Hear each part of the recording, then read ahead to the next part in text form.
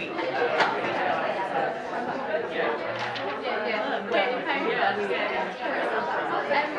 Start off with some of the essentials. I'll put Luke on window duty. If it's getting too hot, open it up a bit more, but not so wide that Luke falls out. Luke's a member of staff. Toilets just out the front. First is our strip morning. No breakfast for the breakfast group. So bonus is that they'll be taken out. I'm told. Breakfast will arrive while I'm talking. That's a bit weird, isn't it? But Jemima's probably the most followed journalist on the media beat in the UK. And why is that? Well, it's because she's got the 80-20 rule. 80% of what she says is just normal. It was incorrect, which was that an engine blew up. And most people now feel like it did blow up, or that's how they remember the scene as it panned out. Time after time, the lesson that we pick up in running our social media campaigns here at 33 Digital, the end goal is actually old media coverage. A tweet gets quoted in the press, a blogger influences a journalist, and a photo goes everywhere if it's the right kind of photo. So when you're considering how to use social media in your campaigns, think about what it influences or who it influences, and not just the audience of the blogger or the audience of the tweeter or the people that watch the YouTube video or see the Flickr photos. The end goal is sometimes old media, and not just getting a lot of cats. Like you know what old cats are. So, trend number 3. I don't know if any of you have heard what trolls are. You know what a troll is with regards to the internet. A troll is somebody who hangs around on the internet and picks fights. Usually it's someone on a forum who's nasty.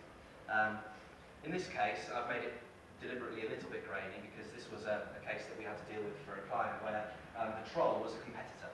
And this competitor was a hotel chain who decided to set up a petition, a forum, a blog, an anti-Facebook campaign, an anti-Twitter. They set up all these social websites targeted at our client with the aim of bringing it down. They were unhappy with the way the client was pricing their rooms, and so they set up a petition that was branded very clearly to try and unite its customers against our client's customers. It was basically libelous, slanderous, and it was a bit wrong. So we got a call on a Saturday morning saying there's all these really nasty websites popped up and our competitor seems to be behind all this.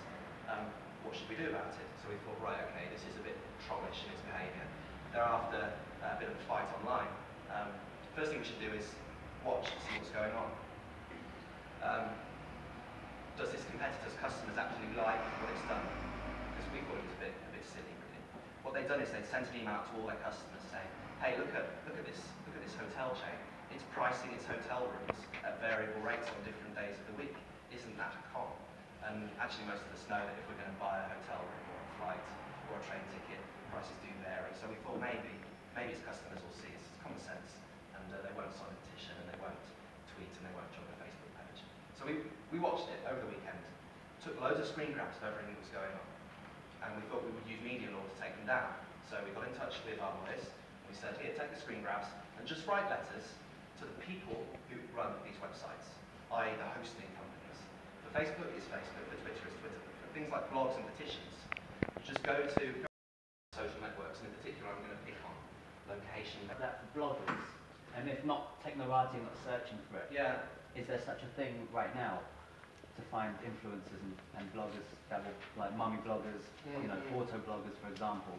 The best databases are open and they're out there on the internet. Right. So, for example, the mummy bloggers, there's lots of top 100 lists. Usually the ones that are open have been conducted by people in that list. Right. People who actually want it to be good and accurate. So you'd have to do a list.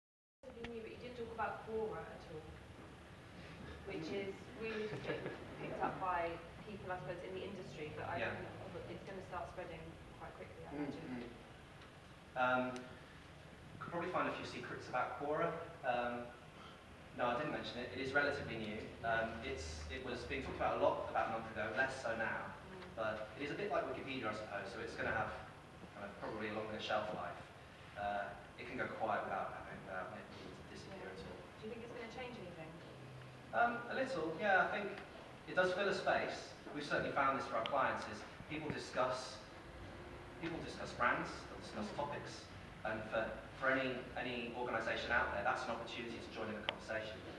Answer people's questions, take part in the conversation. So if someone's saying, what's the best day of the week to order from Benugo? I'll say, definitely on a Monday. I'll say the branch not to use is the one on Farringdon Road. And that's, that's probably their problem. They're going to have to think, right, I'm going to have to take part in this conversation as well. It'll change the way people, I think, use static information, because it makes it a little bit more lively. So when you go on Wikipedia, it looks very static, but when you go on Quora, it looks a bit more like Facebook or Twitter. It's live. If you follow a lot of people, the stream is very fluid. I don't think it'll change things too much on social networks like Twitter and Facebook. In fact, I've seen people get a bit pissed off about it, because people keep on linking to their Quora questions, and it's a bit spammy.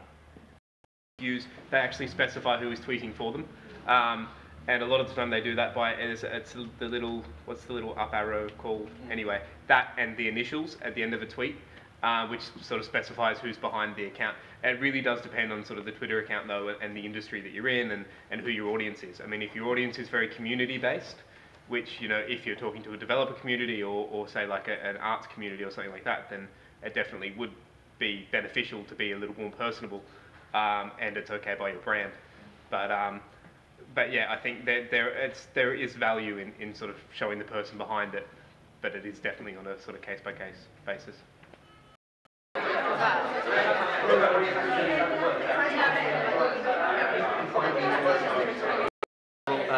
I use Twitter, LinkedIn and Facebook a lot.